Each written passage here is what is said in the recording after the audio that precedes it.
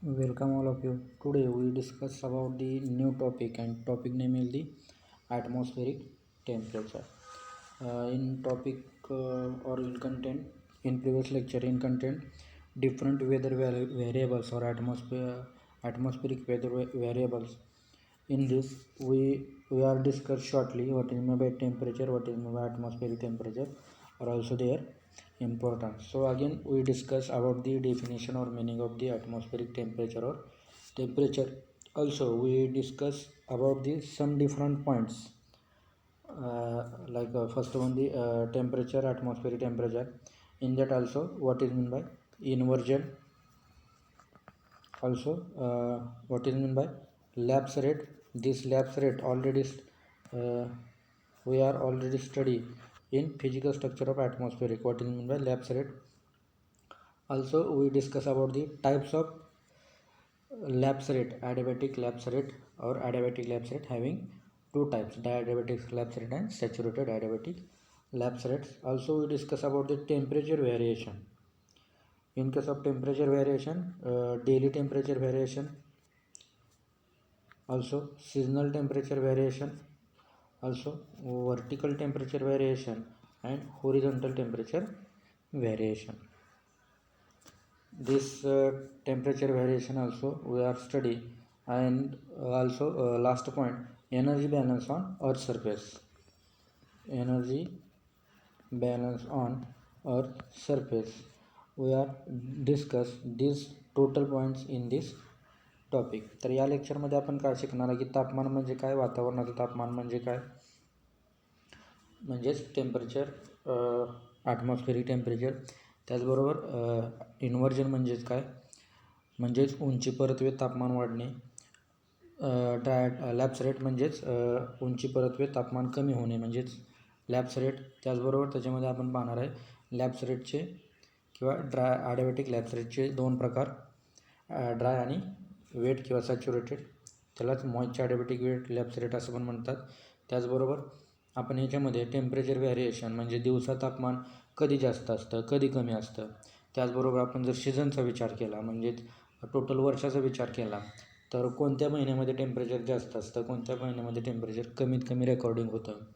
त्याचबरोबर व्हर्टिकली म्हणजे parallel to earth surface विचार केला तर टेम्परेचर व्हॅरिएशन कशामुळं होतं. त्याचबरोबर व्हर्टिकली विचार केला म्हणजेच या ठिकाणी पुन्हा एकदा आपल्याला काय करायचं आहे, फिजिकल स्ट्रक्चर ऑफ ॲटमॉस्फिअर याच्यामध्ये 0 किलोमीटर हाईटला किती टेम्परेचर होतं, 11 किलोमीटर हाईटला किती, 15 किलोमीटर हाईटला 50 किलोमीटर हाईटला किती, 80ला आणि 80च्या वरती. म्हणजे थोडक्यात फिजिकल स्ट्रक्चर ऑफ ॲटमॉस्फिअर आपल्याला पुन्हा एकदा या ठिकाणी काय करायचं आहे, थोडंसं टेम्परेचरच्या बाबतीत फक्त रिपीट करायचं आहे. आणि शेवटी पाहणार आहे आपण energy balance on earth surface म्हणजेच काय. तर थोडक्यात सांगायचं झालं तर पृथ्वी आहे, पृथ्वीवरती येणारे सोलर रेडिएशन हे 100% असतात. तर ते हे 100% सोलर रेडिएशन जमिनीवरती पोचतात का, जर पोचत नसतील तर ते कुठं जातात, तर ते आपल्याला या ठिकाणी बघायचं आहे. म्हणजेच काय बघायचं आहे, energy balance on earth surface आपल्याला या ठिकाणी बघायचं आहे. तर याच्यामध्ये आपण सुरुवातीला डिस्कस करूया टेम्परेचर, ॲटमॉस्फेरिक टेम्परेचर आणि त्याच्यानंतर बघूया आपण एक एक content. So first one, what is mean by temperature. In simple language temperature means degree of hotness or coldness of the substance. It is known as the temperature, and this temperature it is the most important or commonly measured parameter in atmosphere or in case of meteorology. This temperature it describes the kinetic energy or energy motion of gases. That means due to increase of temperature of one place, suppose A and B place having maximum temperature than the A, that means here low pressure area is created, and from high pressure area to low pressure area air is move. That means the motion of gases or motion of air. That means the due to this pressure gradient occurs due to temperature variation at two different places.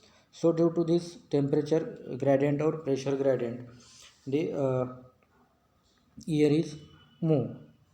Also in case of temperature, temperature increases gas molecules more quickly. That means temperature is high at a B place. That means low pressure is lowest, and when pressure is more lowest, at that time air is move from high pressure area to low pressure area very quickly. And any place or any object having temperature it increases when it obtained or it get solar energy or energy from sun. That means sun is the primary source of energy. This supply this energy to all object or all living part or any all peoples. That means suppose this is the object. When this object receive the maximum heat or maximum solar radiation, having temperature is increases slightly. हळूहळू काय होतं त्याचं temperature वाढत जातं. When temperature atmosphere or air molecule, that means gases receive the heat energy from the sun, its temperature is increases. Different gases are present in atmosphere. These gases absorb heat energy from sun, their temperature is increases. That means it is known as the atmospheric temperature. Temperature means degree of hotness of any substance, it is known as the temperature. And atmospheric temperature means the gases molecules, different gases molecules, those are present in atmosphere, they absorb the heat energy from sun and their temperature is increases. So this is known as the atmospheric temperature. So these are the two definitions are important, temperature and atmospheric temperature. Due to the different amount of heat energy received at different places, temperature variation is occurs, and due to this temperature variation, creation of air is start. That means movement of air is start. म्हणजेच वारं कसं तयार होतं तर already आपण हे मान्सूनमध्ये आपण general अर्थ सर्क्युलेशन सिस्टीममध्ये पाहिलं किंवा मान्सूनमध्ये पाहिलं की टेम्परेचर व्हेरिएशन असल्यामुळं दोन ठिकाणी एका ठिकाणून वारं दुसऱ्या ठिकाणी काय होतं मूव्ह होत असतात. So this temperature it is the fundamental element of climate from many point of view and it is the most important in controlling the distribution of life on earth surface. So due to these reasons, this temperature it is called as the fundamental element of the climate. So this sentence it is the most important for semi objective purpose. Temperature it is a fundamental element of climate. Also in case of temperature of air, that means the temperature of air molecules or gases, it causes the changes in air. That means if the temperature of air is decreases, that means it becomes condensed. Condensed means water vapor is converted into liquid, and when it condenses the water vapor or air molecules, due to the decrease in temperature, the formation of clouds are occur. Due to this temperature changes, formation of clouds is occurs, and also rainfall is occur. That means this temperature of the air can change the or can causes the weather changes. So this temperature it is important or fundamental element of climate. So this is about the temperature or atmospheric or air temperature. After that we discuss about the one terminology, isotherm. In previous lecture we are study about isotherm. Isotherm, line on weather map joining the same atmospheric temperature, or line on weather map that connect point where the temperature is same, it is known as the it is known as the isotherm.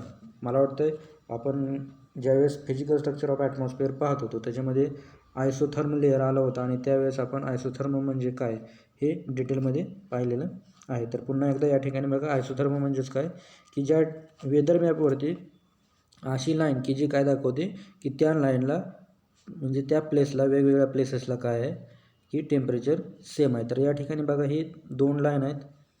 तर ह्या दोन लाईनी काय दाखवतात की या ठिकाणी temperature कसं आहे सेम आहे, 27 degree Celsius 27 degree Celsius temperature किंवा ही लाईन जर पाहिली तर 21 डिग्री सेल्सिअस, तर हे एवढे जे काही प्लेसेस आहेत या लाईनमधले ते सर्व लाईन्स काय दाखवतं की आपल्याला आयसोथर्म म्हणजेच काय की या ठिकाणी सेम टेम्परेचर आहे. तर 21 डिग्री सेल्सिअस टेम्परेचरचं फॅरनहाईटमध्ये केलं तर ते 70 डिग्री फॅरनहाईट असं होतं. फक्त एवढंच लक्षात ठेवा की आयसोथर्म म्हणजे काय. Isotherm it is the line on weather map joining the places having same atmospheric temperature, it is known as the isotherm. तर याची टर्म असेल ही महत्त्वाची आहे ऑब्जेक्टिव्ह पर्पजसाठी. ज्यावेळेस आपण फिजिकल स्ट्रक्चर पाहत होतो त्यावेळेस हे तुम्हाला सांगितलं होतं, आत्ताही सांगतोय. नाव the next term temperature inversion. Temperature inversion this is the reverse process of lapse rate. In lapse rate we study about the decrease in temperature with increase in height, but in case of temperature inversion here temperature is increases with increase in height. म्हणजे जसं उंची वाढेल तसं तापमान वाढणे त्याला काय म्हणायचं, टेम्परेचर इन्व्हर्जन असं म्हटलं जातं. याला काय म्हणायचं, टेम्परेचर इन्व्हर्जन, किंवा याला दुसरं नाव आहे thermal inversion. This temperature inversion is also known by different to name. First one thermal inversion and next one negative lapse rate. म्हणजे निगेटिव्ह लॅप्स रेटसुद्धा कशाला म्हणतात, टेम्परेचर इन्व्हर्जनला म्हणतात. आणि थर्मल इन्व्हर्जन म्हणजेच काय तर टेम्परेचर इन्व्हर्जन. ही कन्सेप्ट तुम्हाला ऑब्जेक्टिव्ह पर्पजसाठी महत्त्वाची आहे. Temperature inversion means the increase in temperature with increase in height, and in case of stratosphere this temperature inversion is occurs. आपण पाहिलं की फिजिकल स्ट्रक्चर ऑफ ॲटमॉस्फिअरमध्ये ट्रोपोस्फिअर आणि स्ट्रॅटोस्फिअर आणि थर्मोस्फिअरमध्ये काय होतं, जसं वरती जावं तसं म्हणजे जशी हाईट वाढेल तसं काय होतं, टेम्परेचर वाढत जातं. त्याला काय म्हटलं जातं, तर त्याला म्हटलं जातं टेम्परेचर इन्व्हर्जन असं म्हटलं जातं. त्याला काय म्हटलं जातं, टेम्परेचर इन्व्हर्जन. म्हणजे साध्या आणि सोप्या भाषेमध्ये असं लक्षात ठेवा, increase in temperature with increase in height it is known as the temperature inversion. Temperature inversion is also non as the thermal inversion and negative lapse rate. Why this temperature inversion occurs, or which factors or which condition are responsible to temperature inversion occurs. That means म्हणजेच तिथं काय मला म्हणायचं आहे की temperature inversion म्हणजेच काय, जसं हाईट वाढेल तसं तापमान वाढतं. तर हे कोणकोणत्या गोष्टीमुळे होतं किंवा कोणकोणत्या गोष्टी ॲटमॉस्फिअरमधल्या याला कारणीभूत आहेत. सो फर्स्ट वन या ठिकाणी बघा, हे टेम्परेचर इन्व्हर्जन मला दाखवायचं होतं की या ठिकाणी टेम्परेचर कमी होत आलं आणि इथून पुढं हळूहळू वाढत गेलं या पॉईंटपर्यंत. म्हणजे हा काय झाला, टेम्परेचर इन्व्हर्जन. जसं हाईट वाढेल तसं टेम्परेचर वाढलं. तर आपण कोणत्या पॉईंटला होतो की टेम्परेचर इन्व्हर्जन कशामुळं होतं. That means increase in temperature increase in height with increase in height. Why, which points or which conditions are responsible for happening the temperature inversion. In that first, suppose this is the earth surface. During daytime maximum solar radiation is received by the earth surface in daytime, and at night time the maximum heat is released from earth surface in atmosphere.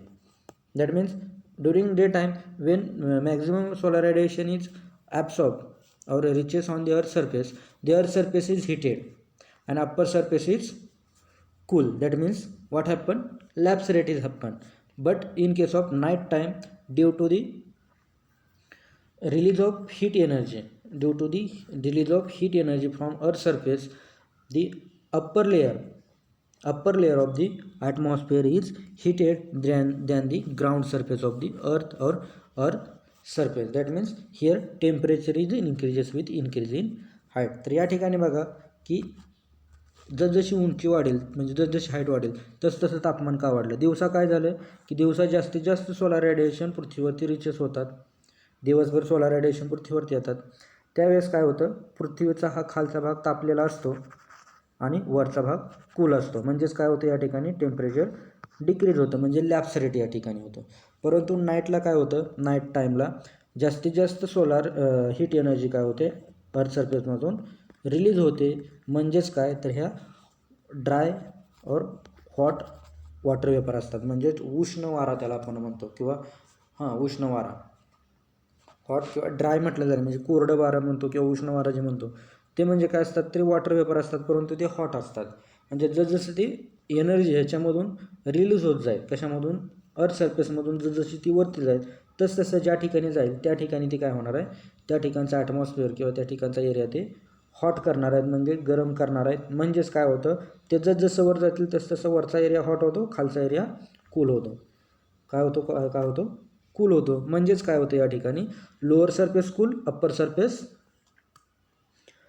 Hot, त्याच्यावरचा पुन्हा त्याच्यापेक्षा hot, त्याच्यावरचा पुन्हा त्याच्यापेक्षा hot. म्हणजेच या ठिकाणी काय होतं, जसं हाईट वाढेल तसं टेम्परेचर काय होतं, वाढत जातं. तर यालाच काय म्हटलं जातं, लॅप्स रेट. म्हणजेच या ठिकाणी मला काय सांगायचं आहे की अर्थ सरफेस ही काय करते, जेवढे सोलर रेडिएशन ॲब्सॉर्ब केली त्याच्यापेक्षा सोलर रेडिएशन जेवढे सोलर रेडिएशन ॲब्सॉर्ब करते त्याच्यापेक्षा जास्त सोलर रेडिएशन रिलीज करते. म्हणून या ठिकाणी टेम्परेचर इन्व्हर्जन होतं. This temperature inversion is occurs due to the maximum heat loses from the earth surface than the gain. म्हणजे रिसिव्ह केलेल्यापेक्षा त्यातून काय होते, जास्त लूज म्हणजे या ठिकाणी बाहेर सोडले जाते. थोडक्यात ते शॉर्टकटमध्ये लक्षात ठेवा की जेवढी अर्थ सरफेस जेवढी एनर्जी रिसीव्ह करतं त्याच्यापेक्षा जास्त एनर्जी त्याच्यामधून रिलीज करतं, म्हणून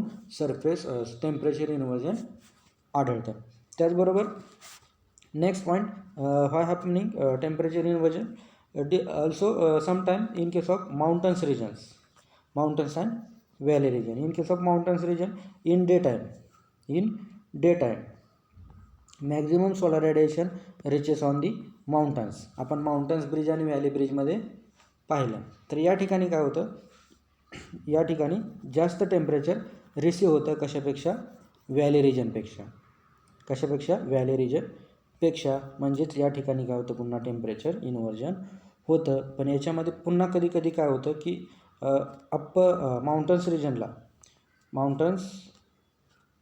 माउंटन्स रिजन या ठिकाणाहून जे काय होतात,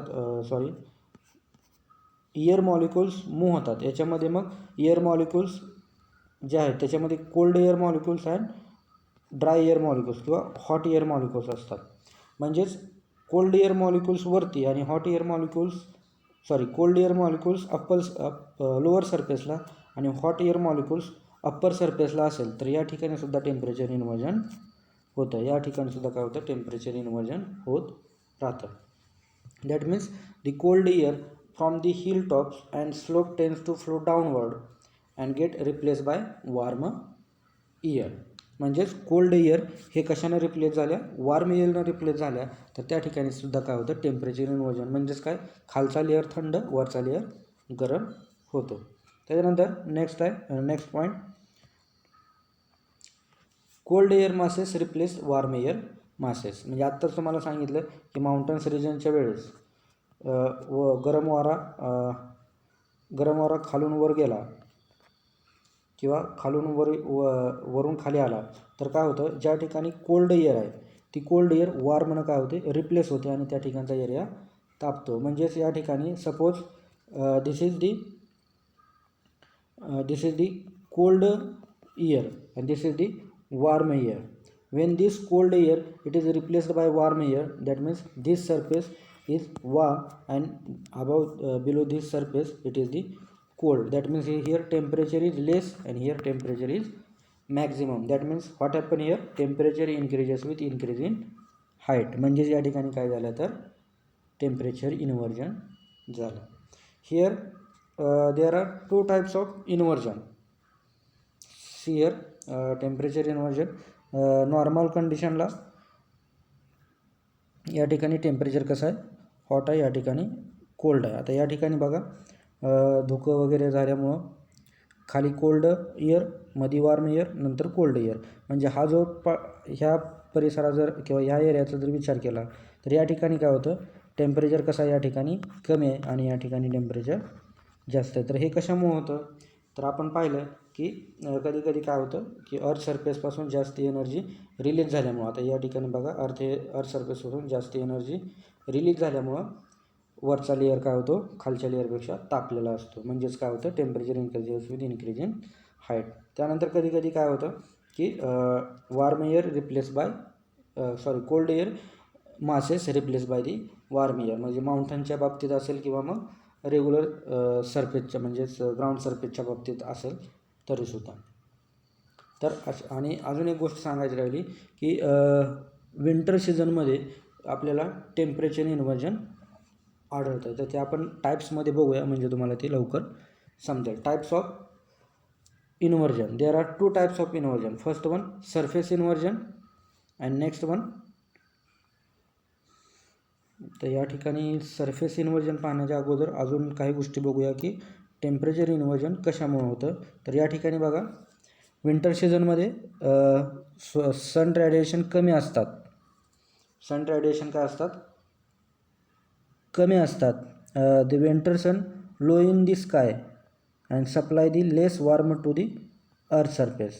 म्हणजेच हिवाळ्यामध्ये कमीत कमी सोलर रेडिएशन पृथ्वीवरती काय होतात रिचेस होतात. म्हणून वरचा लेअर खालचा लेअर काय होतो कूल असतो आणि वरचा लेअर वॉर्म असतो. आता या ठिकाणी वॉर्म का असतो तर या ठिकाणी आपण पाहिलं कशामध्ये पाहिलं की टेरेस्ट्रियल रेडिएशन त्या टर्ममध्ये पाहिलं. टेरेस्ट्रियल रेडिएशन कशाला म्हणत होतो आपण की जे काही रेडिएशन अगोदर काय होतात जे क्लाउड्स वगैरे आहेत त्याने ॲब्सॉर्ब केले जातात. किंवा इथं या ठिकाणी समजा कार्बन डायऑक्साईड असेल तर हा कार्बन डायऑक्साईड काय करणार येणारे सोलर रेडिएशन ॲब्सॉर्ब करणार आणि त्यातून काही रेडिएशन पुन्हा जाणार. किंवा या ठिकाणी समजा ओझोन लेअर आहे तर हा ozone layer ultraviolet radiation absorb करणार आणि फिल्टर रेडिएशन खाली सोडणार. म्हणजे ज्या ठिकाणी ओझोन लेअर आहे कार्बन डायऑक्साईड आहे त्या ठिकाणचा लेअर कसा असणार आहे हॉट असणार आहे वॉर्म असणार आहे आणि त्याच्या खालचा लेअर त्याच्यापेक्षा कोल्ड असणार आहे. म्हणजेच या ठिकाणी काय होणार आहे temperature increases with increase in height.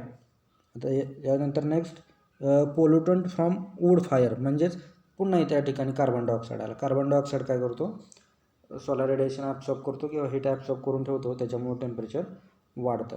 म्हणजे वरच्या लेअरचं टेम्परेचर वाढतं खालचं कमी होतं.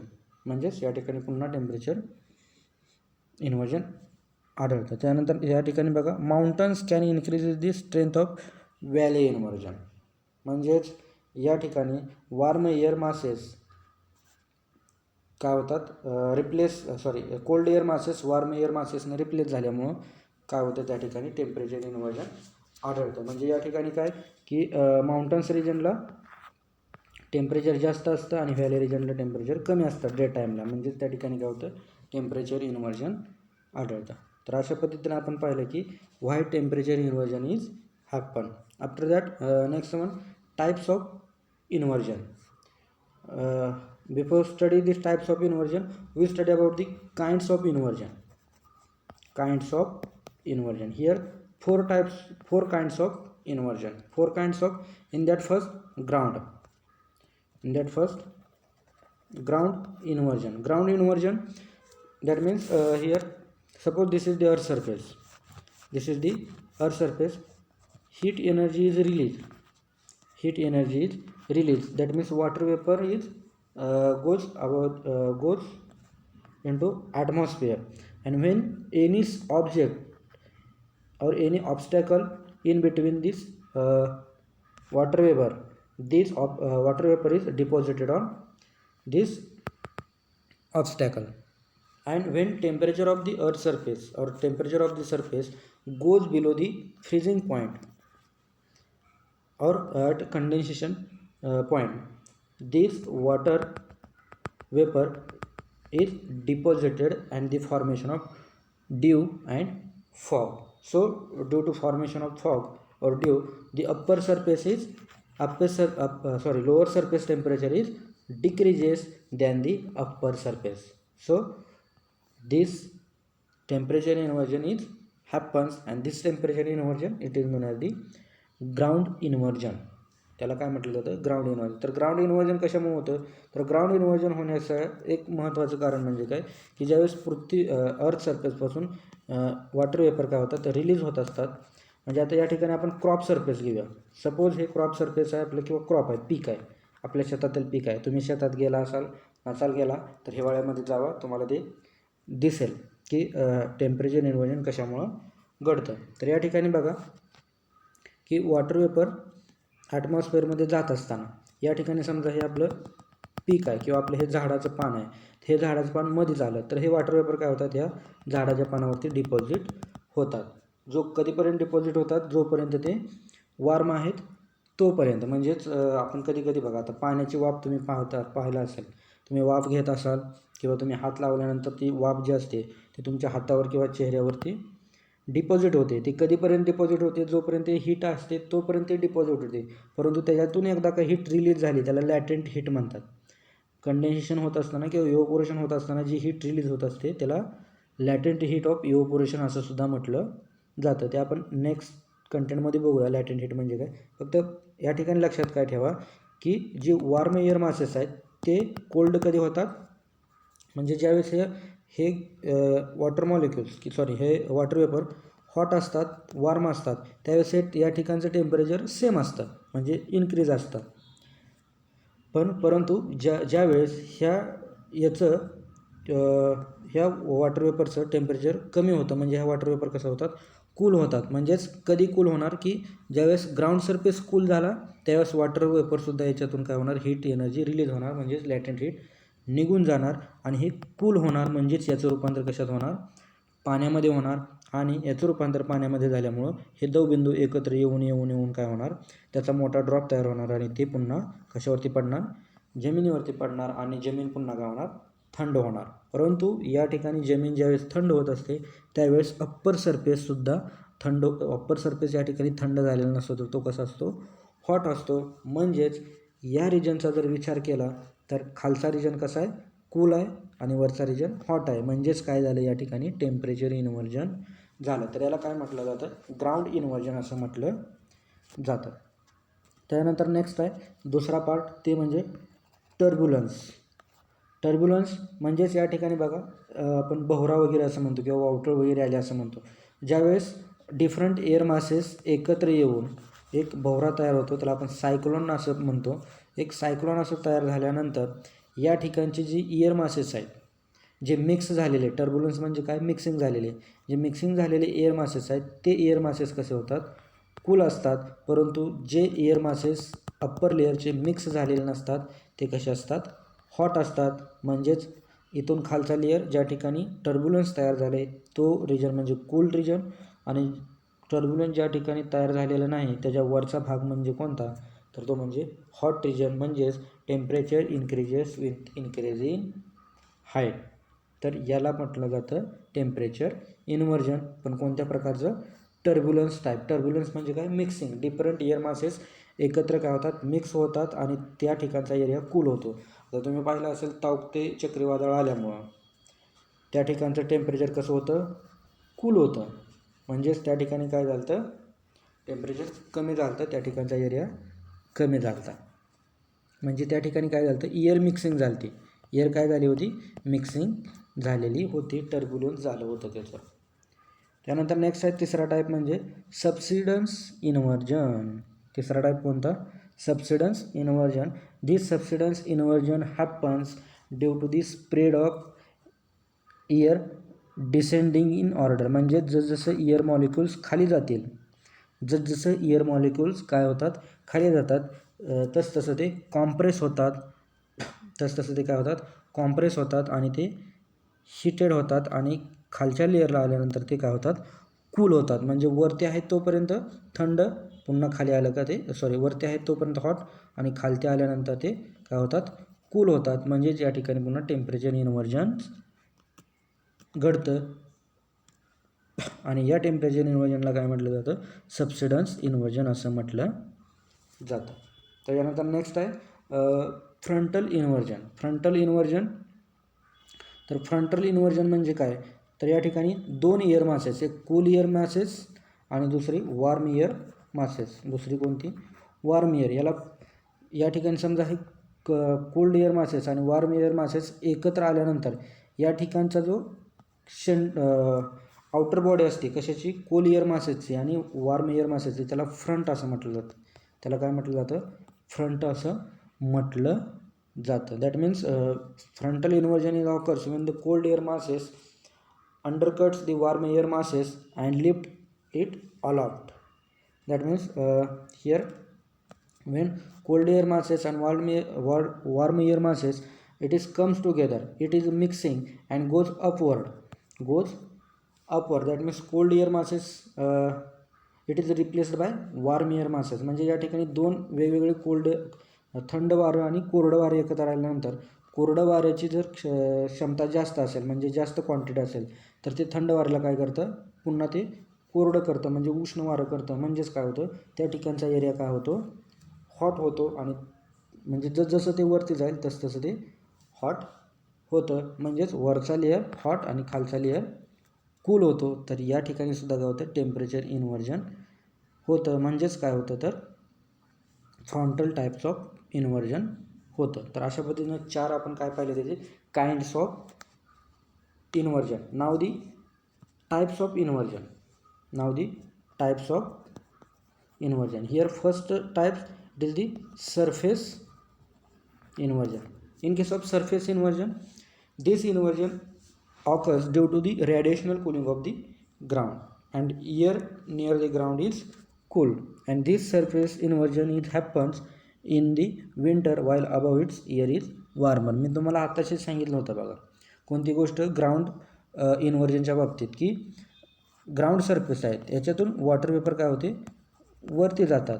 काय होतात, वॉटर वेपर वरती जातात आणि एखाद्या ऑब्जेक्टवरती म्हणजे लिव्जवरती पडल्यानंतर ते काय होतात, त्याच्यावरती डिपॉझिट होतात.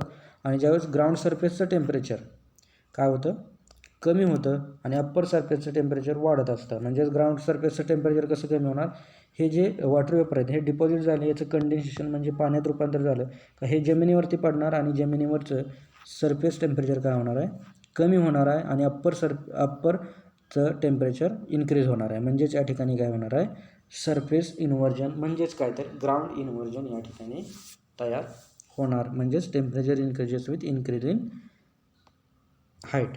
तर याला काय म्हटलं जातं, सरफेस इन्व्हर्जन. आणि हे कधी होतं, विंटरमध्ये. आणि आपल्याला माहिती आहे विंटरमध्येच आपण का म्हणतो, तर विंटरमध्येच काय होणार आहे, या ठिकाणी दवबिंदू तयार होणार आहेत. उन्हाळ्यात दवबिंदू तयार होत नसतात, लक्षात राहू द्या. प्रॅक्टिकलला विचारलं तरी लक्षात राहावं. प्रॅक्टिकलला आहे आपल्याला मेजरमेंट ऑफ ड्यू. कधी कधी उन्हाळ्यामध्ये हे सांगतात दवबिंदू मोजून या प्रॅक्टिकलच्या वेळेस, जर असेल तर त्यावेळेस. म्हणजे आम्हाला सांगितलं होतं MSCला, म्हणून तुम्हाला सांगतो आहे. त्या ठिकाणी काही लोकांना कळालं नाही की हे दवबिंदू फक्त हिवाळ्यातच असतात. उन्हाळ्यात दवबिंदू आपण उठायच्या अगोदरच ते उडून गेलेले असतात. सो ते प्रॅक्टिकलच्या वेळेस आपण ते डिटेलमध्ये बघूया.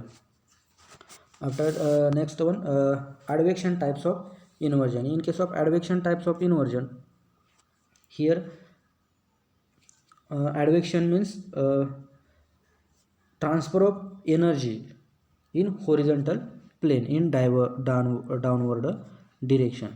म्हणजेच हॉरिझॉन्टली काय होणे, इयर मूव्ह होणे. म्हणजे आपण मान्सूनमध्ये पाहिलं की इयर काय होते, हॉरिझॉन्टली मूव्ह होते, परंतु ती रोटेशन ऑफ अर्थमुळं काय होते, त्याचं डिरेक्शन चेंज होते. म्हणजे जी इयर हॉरिझॉन्टली मूव्ह होत असते, मग ती वार्म असो किंवा कूल असो, तर ते काय असतं, ॲडव्हेक्शन असतं. म्हणजेच या ठिकाणी काय, horizontally temperature decreases or increases, or in case of increasing horizontal temperature in horizontal plane, it is known as the advection. म्हणजे या ठिकाणी एवढंच लक्षात ठेवा की वार्म इयर कोल्ड सरफेसकडे काय होते, ज्यावेळेस मूव्ह होत असते हॉरिझॉन्टली, त्याला ॲडव्हेक्शन असं म्हणायचं. त्याला काय म्हणायचं, ॲडव्हेक्शन असं म्हणायचं. ॲडव्हेक्शन means the transfer of energy or mass in horizontal plane in downward direction, and this occurs from an actual warming air over a cold region.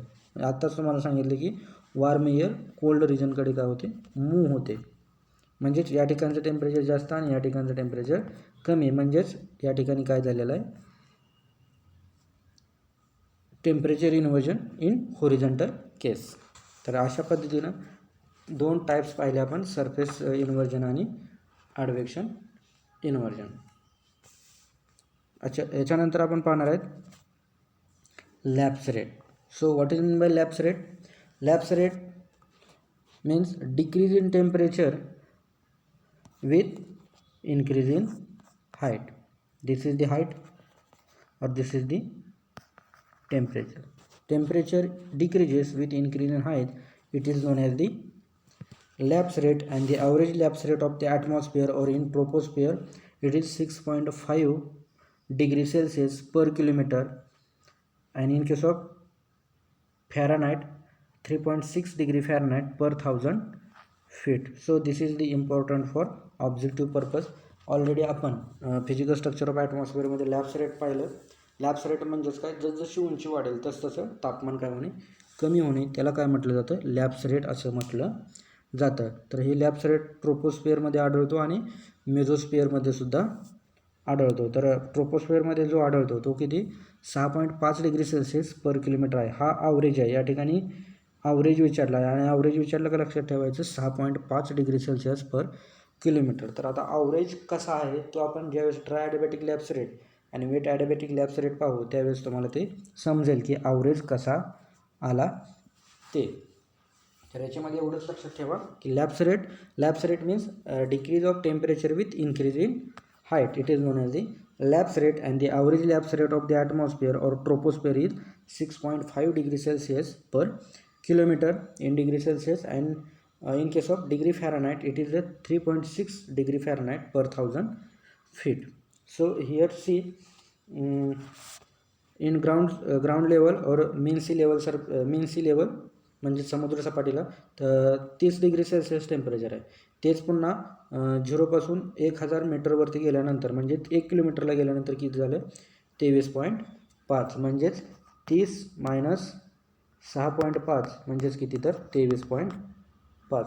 त्याच्यानंतर नेक्स्ट 2000 मीटरला गेल्यानंतर 23.5मधनं पुन्हा 6 कमी झालं म्हणजे 17 डिग्री सेल्सिअस टेम्परेचर रेकॉर्ड झालं आणि पुन्हा 3000 मीटरला गेल्यानंतर ते 10.5 म्हणजे या 17मधून पुन्हा 6.5 काय झालं, कमी झालं. तर अशा पद्धतीनं लॅप्स रेट आपल्याला रेकॉर्डिंग होतो. म्हणजेच एका किलोमीटरला गेल्यानंतर 6 जेवढं ओरिजिनल आहे त्याच्यापेक्षा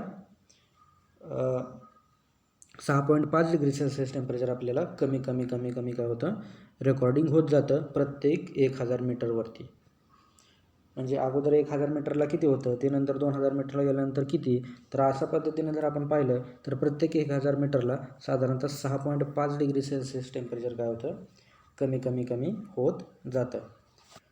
तर या ठिकाणी बघा ही डायग्राम पाहिल्यानंतर तुम्हाला समजलंच असेल की मीन सी लेवलला 30 डिग्री सेल्सिअस टेम्परेचर होतं, 1000 मीटरला 23.5, 2000 मीटरला 17 आणि 3000 मीटरला 10.5.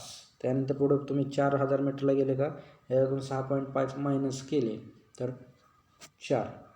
तर अशा पद्धतीनं टेम्परेचर काय होतं, हळूहळू जसं वरती जावं तसं डिक्रीज होत जातं. तर याला काय म्हटलं जातं, लॅप्स रेट असं म्हटलं जातं. Now we discuss about the types of lapse rate. Before study the types of lapse rate we discuss about the two terminology, and this terminology, first one is the adiabatic process and next one is the adiabatic lapse rate.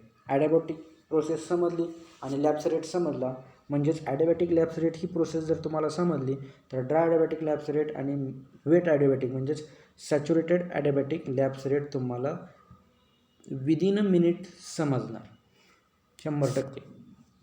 So first one, what is meant by lapse rate? Lapse rate means decrease in temperature with increase in height. It is known as the lapse rate. So lapse rate is clear. Now adiabatic process, and after that adiabatic lapse rate. So adiabatic process. So what is meant by adiabatic process? Adiabatic process means, suppose these are the air masses. Suppose this is the air masses. When these air masses goes upward in direction or sometimes it comes toward the earth surface, that means downward movement, sometime upward movement and sometime downward movement, the heat from these air molecules or parcel of airs, it is decreases automatically. That means the temperature of this air parcel is decreases automatically. That means energy is not added in air parcel or removed from that air parcel. This process is known as the adiabatic process. म्हणजेच adiabatic process म्हणजे काय, शॉर्टकटमध्ये साध्या आणि सोप्या भाषेमध्ये, the process or state is change without any addition or withdrawal of heat, it is known as the adiabatic process. Adiabatic process म्हणजेच काय, ही जी सपोज ही एअर पार्सल आहे, ही एअर पार्सल वरती जाणार किंवा खाली येणार, जशी वरती जाईल तसे एअरचं टेम्परेचर जे आहे ते टेम्परेचर ॲटोमॅटिकली चेंज होणार. मग त्याच्यामध्ये आपण टेम्परेचर ॲड पण केलं नाही आणि त्याच्यातून रिमूव्ह पण केलं नाही, म्हणजे विड्रॉ पण केलं नाही, तरीसुद्धा काय होतं, त्याची जी स्टेट आहे, त्याची जी प्रोसेस आहे ती काय होते, चेंज होत राहते, ती बदलत राहते without addition of removal of heat. It is known as the adiabatic process. Adiabatic process, the process is takes place without any addition or withdrawal of heat from that air parcel. It is known as the adiabatic process. मला वाटते ॲडिबॅटिक process तुम्हाला समजले असेल. ॲडिबॅटिक process म्हणजे काय, एखादी कोणती अवस्था असेल किंवा कोणती एखादी प्रोसेस होत असेल, प्रक्रिया होत असेल, तर ती प्रक्रिया होत असताना ती प्रक्रिया आपोआप घडत असते. म्हणजे याच्यामध्ये आपण हीट ॲड पण केली नाही आणि ह्याच्यातून काढूनही नाही घेतली, तरीसुद्धा त्याची प्रोसेस काय होते, ॲटोमॅटिकली होत राहते चेंज. ते म्हणजे स्टेट ऑफ ॲटमॉस्फिअर, म्हणजे for example water vapour condensation लेवलला गेल्यानंतर काय होतं, त्याचं वॉटर वेपरचं रूपांतर पाण्यात होतं आणि पुन्हा वॉटर वेपर पाण्यात होतं, म्हणजे पाऊस जमिनीवरती आला तर त्याचं काय होतं, इव्हपोरेशन होतं. म्हणजे आपण त्याच्यामध्ये हीट ॲडही करत नाही आणि त्याच्यातून काढूनही घेत नाही, तरीसुद्धा ती प्रोसेस काय होते, होत राहते. त्याला काय म्हटलं जातं, ॲडिबॅटिक प्रोसेस असं म्हटलं जातं. Adiabatic process means the process or change of state that takes place without any addition or withdrawal of heat, it is known as the adiabatic process. तर मला वाटतं ॲडिबॅटिक प्रोसेस तुम्हाला समजले असेल की या ठिकाणी बघा काय होतं,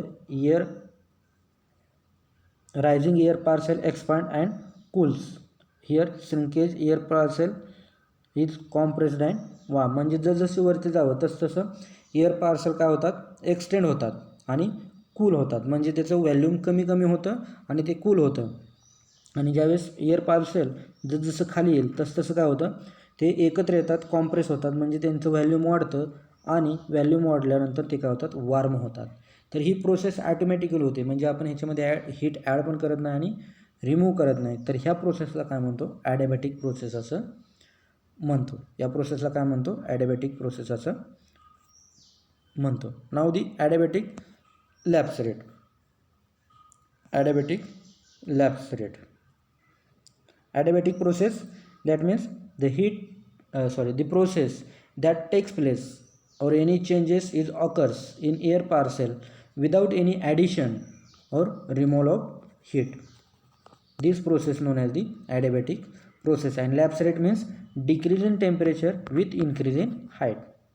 It is known as the lapse rate, and the combination of adiabatic process and a lapse rate, it is known as the adiabatic lapse rate. But scientifically, what is meant by adiabatic lapse rate? The rate at which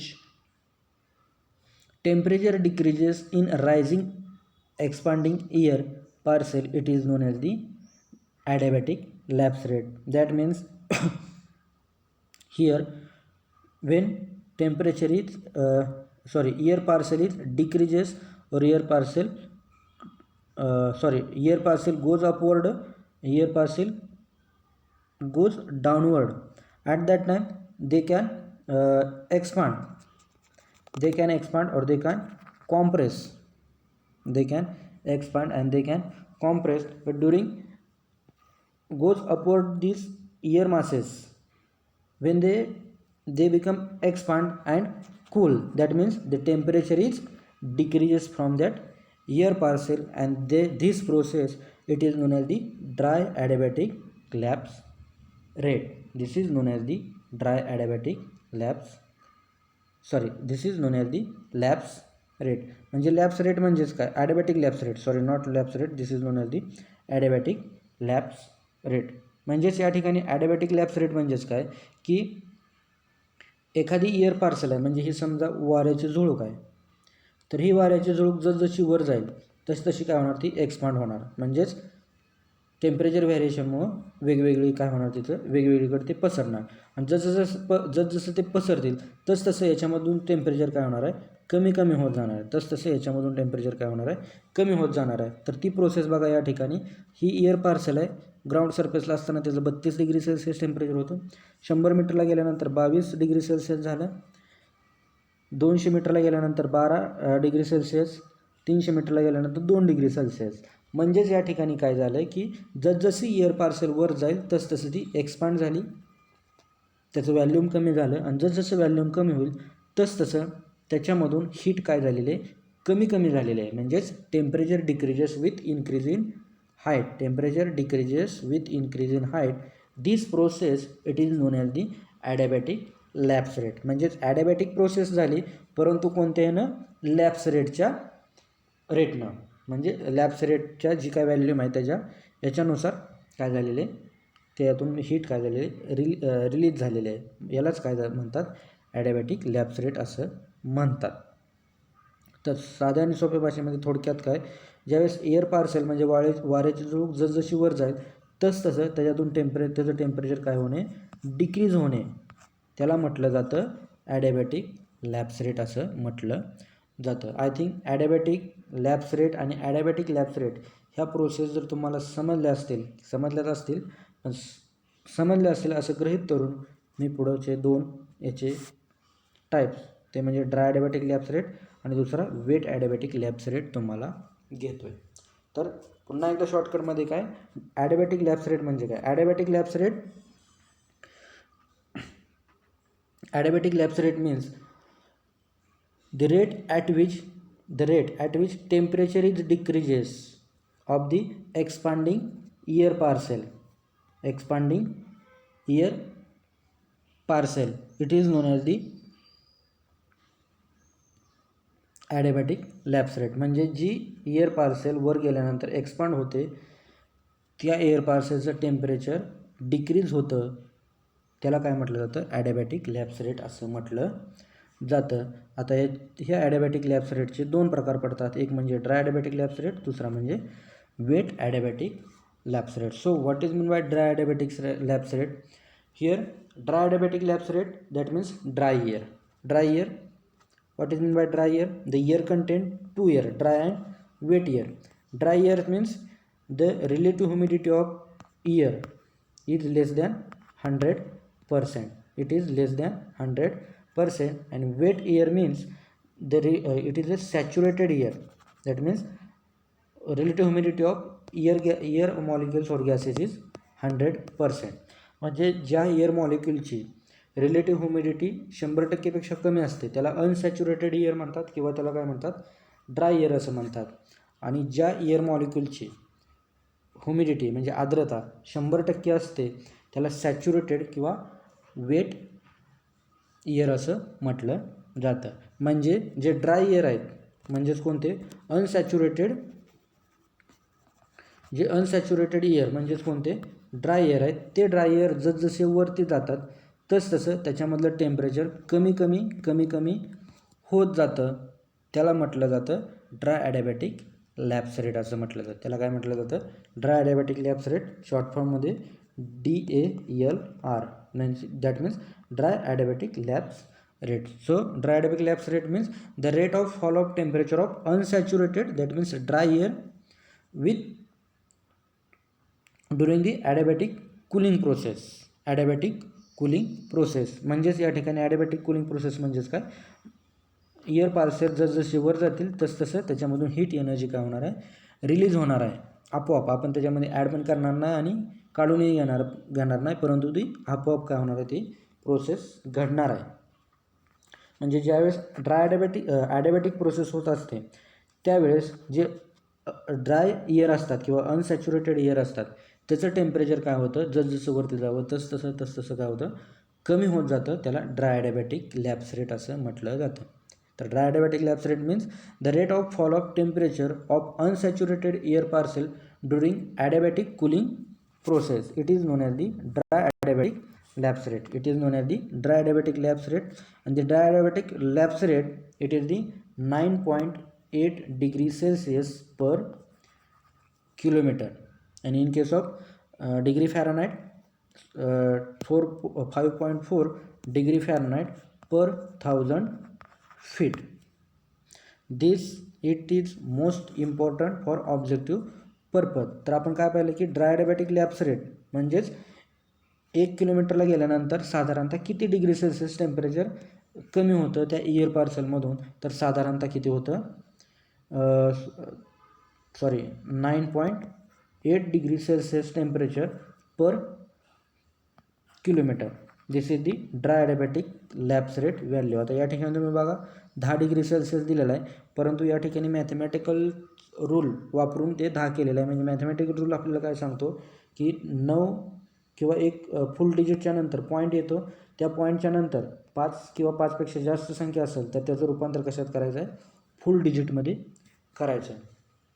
तर त्या पद्धतीनं पाहिलं तर या ठिकाणी 10 degree Celsius तुम्हाला दिलेला आहे, परंतु 10 डिग्री सेल्सिअस हा कधी चालतो, ज्यावेळेस हा ऑप्शन नसेल त्यावेळेस. परंतु ऑप्शनमध्ये जर विचारलं which is the value of dry adiabatic lapse rate, तर त्यावेळेस डोळं झाकून लक्षात ठेवायचं ड्राय ॲडिबॅटिक लॅप्स रेट म्हणजे तो किती आहे, तर साधारणतः 9.8 डिग्री सेल्सिअस पर किलोमीटर.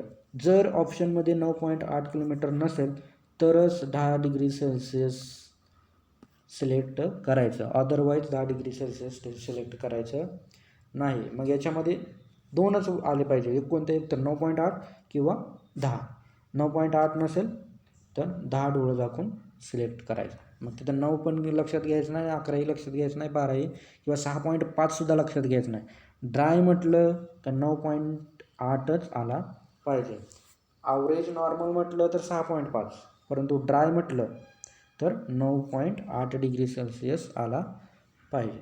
तर या पद्धतीने आपण पाहिलं की ड्राय ॲडिबॅटिक लॅप्स रेट. तर शॉर्टकटमध्ये काय, ड्राय ॲडिबॅटिक लॅप्स म्हणजेच काय, जी ड्राय एअर असते, अनसॅच्युरेटेड एअर असते, ती जसजशी वरती जाईल तसं त्याच्यातलं एका किलोमीटरला 9.8 डिग्री सेल्सिअस टेम्परेचर काय होतं, कमी होतं. तर त्या प्रोसेसला काय म्हटलं जातं, ड्राय ॲडिबॅटिक लॅप्स रेट असं म्हटलं जातं. Now the next, saturated adiabatic lapse rate. Saturated adiabatic lapse rate, saturated air parcel is displaced upward. That means saturated air parcels means wet air means the air parcel having humidity is 100%. It is goes upward, it is displaced in upward direction, and it immediately cool at dew point temperature or dew point, that means condensation level. म्हणजे ज्या ठिकाणी काय होतं की 0 degree Celsius तापमान असतं त्या ठिकाणी गेल्यानंतर वॉटर वेपरचं रूपांतर कशामध्ये होतं, पाण्यामध्ये होतं. म्हणजेच काय होतं, कंडेन्स होतं. म्हणजे त्या ठिकाणी काय होतं की जे वॉटर वेपर आहेत त्यातून हीट रिलीज होते आणि त्या हीटला काय म्हणतात, लॅटेंट हीट असं म्हटलं जातं. And the rate of fall of temperature of saturated air, saturated air parcel during the adiabatic cooling, it is known as the saturated or wet or moist adiabatic lapse rate. म्हणजेच याला वेगवेगळे नाव आहेत. Weight adiabatic lapse रेटला saturated adiabatic lapse rate म्हणतात, किंवा याला दुसरं नाव काय, मॉइस्ट ॲडिबॅटिक लॅप्स रेट असं सुद्धा म्हणतात. आणि मॉइस्ट ॲडिबॅटिक लॅप्स रेट हा किती आहे, तर हा आहे 4 डिग्री सेल्सिअस पर किलोमीटर. हा किती आहे, 4 डिग्री सेल्सिअस पर किलोमीटर. या ठिकाणी तुम्हाला 5 दिलेला आहे. जर 4 हा त्या ऑप्शनमध्ये नसेल तरच 5 सिलेक्ट करायचा, अदरवाईज 4 काय करायचा, सिलेक्ट करायचा आहे. तर आपण शॉर्टकटमध्ये पुन्हा एकदा बघूया की सॅच्युरेटेड किंवा वेट किंवा मॉइस्ट ॲडिबॅटिक लॅप्स रेट म्हणजेच काय. म्हणजे जे सॅच्युरेटेड एअर पार्सल असते, म्हणजे कोणती, ज्या एअर पार्सलची ह्युमिडिटी 100% असते, म्हणजे ते टोटली सॅच्युरेटेड असतात, म्हणजे त्याच्यामध्ये कोणत्याच प्रकारची हीट नसते. ज्या एअर पार्सलची ह्युमिडिटी 100% असते असे एअर पार्सल काय होतात, वरती जातात आणि कंडेन्सेशन लेवलला गेल्यानंतर त्याचं रूपांतर काय होतं, पाण्यात होतं. त्या वॉटर वेपरचं रूपांतर कशामध्ये होतं, पाण्यामध्ये होतं आणि त्याच्यातून हीट रिलीज होत असते. म्हणजे ते पुन्हा काय होतात, पुन्हा ते थंड होतात. आणि जे थंड झालेले एअर पार्सल आहेत एअर पार्सल त्याच्यामधलं हळूहळू काय होतं टेम्परेचर डिक्रीज होत असतं आणि त्यामधून टेम्परेचर साधारणतः 4 डिग्री सेल्सिअस टेम्परेचर पर किलोमीटरला त्यातून काय होतं कमी होत जातं.